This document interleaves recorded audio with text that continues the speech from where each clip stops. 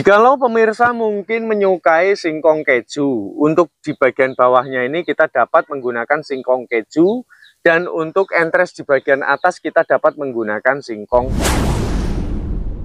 Cara menanam singkong yang tepat agar dapat menghasilkan umbi yang lebih banyak, lebih besar, juga memiliki panen yang lebih melimpah. Seperti yang dilakukan oleh orang pada umumnya ya. Cara menanam singkong dengan sistem teknik disetek lalu ditancapkan, boleh ya. Maka dari itu saya sudah mempersiapkan dari hasil risetnya buat pemirsa yang kemarin ini untuk menjawab ya. Katanya hanya sekedar teori, makanya ini langsung saya cabutkan. Jadi kalau kita menanam singkong itu lebih baik jangan terlalu dalam, karena akar yang akan ditumbuhkan jikalau teknik menanamnya itu tidak terlalu dalam, maka di bagian paling bawah ini akan dapat menumbuhkan akar gitu ya.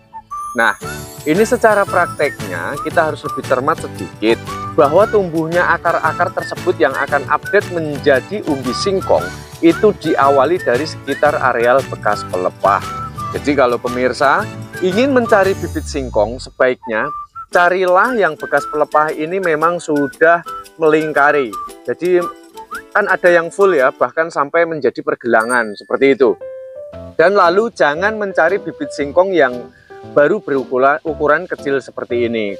Dari besar bibit yang kita tanam itu sangat mempengaruhi sekali apakah singkong nanti akan menghasilkan umbi yang lebat atau tidak. Nah, lalu melihat pembelajaran ini, karena ini BS-an ya, daripada saya buang, kemarin itu saya tancapkan karena memang ingin saya pergunakan untuk tutorial supaya nanti saya bisa pembuktian gitu. Nah, karena ini yang separuh ini kan hilang, atau juga ini saya langsung praktek menanam dengan teknik saya runcingkan, maka apa yang terjadi? Di bagian bawah ini dia tidak mau tumbuh seperti yang saya lakukan, karena ini langsung saya tancapkan sehingga sel-sel dari bekas pelepah ini rusak. Itu alasannya. Maka jangan menanam singkong dengan sistem ditancapkan karena akan merusak dari bekas pelepah tersebut. Nah, tidak hanya di bagian bawah saja, bahkan yang urutan nomor 2 pun dia mengalami faktor pembusukan. Itu artinya jangan menanam singkong itu main ditancapkan, apalagi lahannya itu agak sedikit mengeras. Itu sudah saya pastikan akan rusak bibitnya. Lalu kita harus lebih cermat juga di dalam pembelajaran yang ada, bahwa tumbuhnya akar yang akan update menjadi singkong berawal dari bekas pelepah ini. Maka sudah dapat dipastikan semakin jarang bekas pelepah ini, jaraknya seperti ini ya, maka dapat dipastikan umbi yang dihasilkan pun akan lebih jarang pula.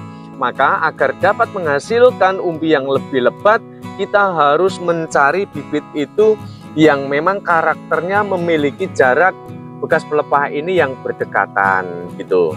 Dan untuk proses dasarnya ini sudah dapat difahami ya. Jadi cari ukuran bibitnya ini yang semakin besar maka akan semakin bagus. Maka di tutorial saya ada teknik menanam singkong dengan indukan ataupun sistem babon singkong itu, karena bibitnya itu bagian bonggol, maka saya namakan indukan ataupun babon singkong. Nah, itu akan lebih dapat menghasilkan umbi yang lebih banyak. Jadi kita dapat menanamnya dengan teknik seperti yang sudah saya lakukan. Jadi cara menanam singkong yang baik itu sistem pemotongannya harus seperti ini. Nih ya, kita lihat bekas pelepahnya ini harus berada di atas dari bekas potongan kita. Ini teknik yang tepat seperti ini. Dan lalu jikalau ingin lebih maksimal lagi, pemirsa dapat melakukan dengan cara sistem okulasi sambung pucuk. Okulasi sambung pucuk ini dimaksudkan supaya nanti singkong akan memiliki hasil yang lebih super melimpah. Bahkan ini satu pohon bisa menghasilkan 30 hingga 1 kuintal. Nah, itu semua bergantung dari jenis bibit yang kita gunakan. Kita harus pahami lebih dalam untuk entres kita membutuhkan singkong karet ataupun jenis singkong yang dapat menghasilkan umbi yang lebat juga besar untuk dientres di bagian atas ya.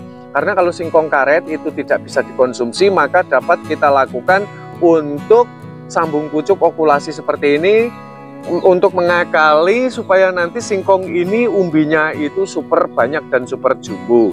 Nah, ciri-ciri keberhasilan dari okulasi, dia akan mengalami kekeringan untuk batang yang menjulang ke atas, dan ketika dia sudah pecah mata tunas seperti ini, maka yang harus dilakukan adalah sistem pemindahan. Dan bisa kita lihat kenapa ini bisa saya kumpulkan di sini, karena untuk menghindari dari faktor dehidrasi ataupun tingkat kematian pada bibit.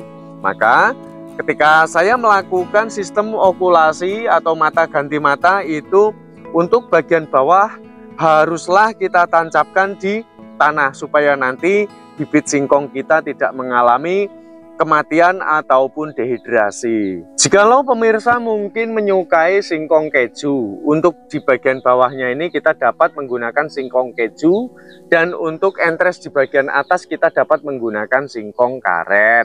Atau mungkin singkong roti untuk bawahnya, yang di atas tetap singkong karet, ataupun singkong yang berkarakter memang lebat juga besar gitu untuk sambung pucuk di bagian atasnya. Kembali lagi ke dalam tema awal, jadi kita harus mampu membedakan mana bibit singkong yang lebih baik, yang lebih super ya. Padahal antara bonggol ini dan bonggol yang satunya ini lebih besar yang ini, tapi kualitasnya nanti akan lebih bagus yang ini karena dia kaya dengan bekas pelepah. Nah, lalu jikalau kita memang memungkinkan untuk mencari bibit yang memang sudah memiliki ukuran besar, carilah yang berukuran besar. Nah, lalu saya akan memberi tutorial bagaimana cara menanam bibit singkong yang baik supaya dapat menghasilkan umbi yang lebih melimpah. Nah, kita langsung saja eksekusi. Ini hanya sebagai ilustrasi saja karena saya tidak lagi memiliki bibit singkong yang berukuran besar, maka ini hanya sebagai ilustrasi saja ya. Yuk, ini langsung kita pangkas di bagian bawah, karena sehabis masa panen biasanya untuk bagian bawah ini mengalami faktor dehidrasi ataupun penurunan kadar air, maka untuk bagian bawah ini harus kita pangkas. Jadi kalau bibit singkong ini nanti dia memang mengalami penurunan kadar air itu kelihatan ya, dia tidak lagi akan berwarna hijau. Nah, ciri-ciri bibit yang masih bagus, dia untuk garis di tepi ini, di kulitnya ini masih berwarna hijau seperti ini. Dan cara memangkasnya jangan sampai merusak dari bekas pelepah ini. Lalu panjangnya, panjang dari bibit singkong berapa Bang untuk menanam bibit singkong yang baik? Kita dapat menggunakan jengkal dari jari kita ya, seperti ini, dan kita langsung pangkas di bagian atasnya. Kurang lebih kalau saya menanam itu di kebun saya, biasanya saya menanam dengan ukuran 1 jengkal jari saya. Dan lalu seperti ini yang harus dilakukan, kita dapat mengendalikan hasil fotosintesisnya dengan 2 cara. Yang pertama, kita dapat melukai pada bibitnya seperti ini. Maka jangan heran ya kalau orang yang menanam singkong itu sebagian di antara mereka melukai bibitnya, itu ditujukan agar yang pertama mengendalikan dari hasil fotosintesis, dan lalu yang kedua agar nanti tidak terbalik dari proses penanamannya.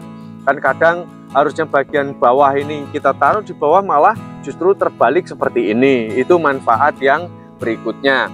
Lalu jikalau memang pemirsa ingin lebih efektif, dapat juga menggunakan kawat seperti ini ya. Kawat ini kita ikatkan di bagian atas saja, di bagian atas dari yang akan kita pendam.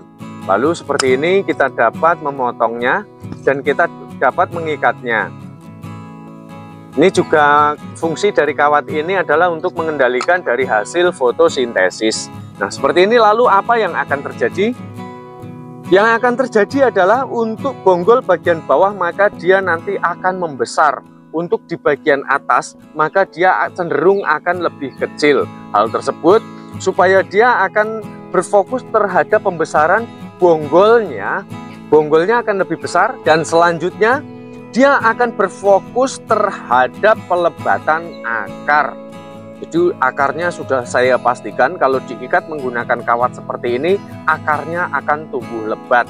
Terlebih kalau bonggolnya sudah besar lalu dilakukan pengikatan seperti ini, sudah dapat dipastikan umbinya akan lebih melimpah. Nah, repotnya kalau ada yang nanya, Bang, kalau menanam 1 hektar harus menggunakan kawat berapa kuintal ya? Seorang petani kok nggak mau modal ya?